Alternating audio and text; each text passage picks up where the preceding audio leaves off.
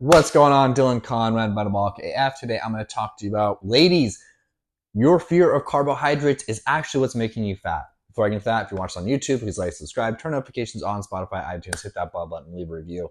Your fear of carbohydrates. So I talk to so many women, and we have so many coaching clients that are like, oh, well, I just went under in carbs because I figured like low carbs can help. It's like, no, fuck.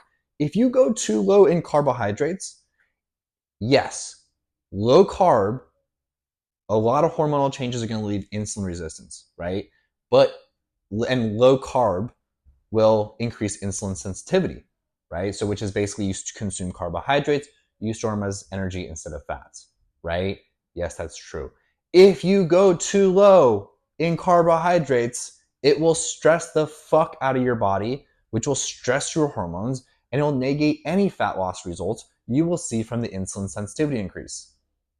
Now, how do we actually create a lower carb diet plan for insulin resistance, but make sure it's not too low? So to set your macros, 0.6 to 1.1 grams per pound of body weight of protein.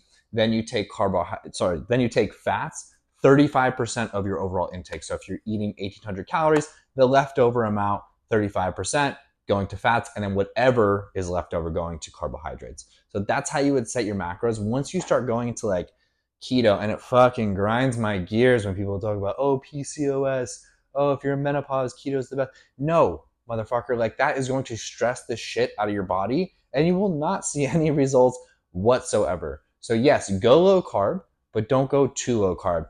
And your fear of carbohydrates, like when I have clients and I'm like, hey, I need you to hit these exact protein, carb, and fat goals, and like, and then we check in on like, what the fuck just happened? Like your carbs, I put you at 150 grams, and your carbs are at 70 average per day. Like, oh, well, I figured like, I'm still scared of carbs and this and that. It's like, dude, you got to get over your fear of carbohydrates, which I get, right? Because we've been brainwashed in society to think keto is good and to think low carb's good, right? And yes, you will see some results by going low carb, but if you go too low carb, it'll fuck you up. So your fear of carbohydrates, your fear of eating carbohydrates, and I see this especially with my clients who are about like 45 and over, they're like deathly afraid of carbohydrates, right?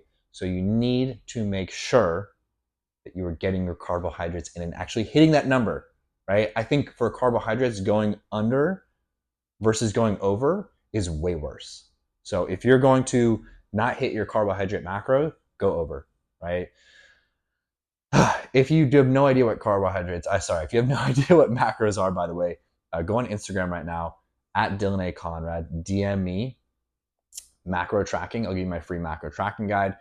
If you want my menopause meal plans, you want my normal cycle, my PCOS, so like any of those meal plans, DM me 1800 and then the name of whatever your female specific physiology is, whether that's menstrual cycle, so you do menopause cycle, 1800 cycle, 1800 menopause, 1800 PCOS, and I will get that to you ASAP. So hope this helps. Forward to a friend who's scared of carbs that needs to get the fuck over it, so they can actually start seeing some progress and stop stressing their body out.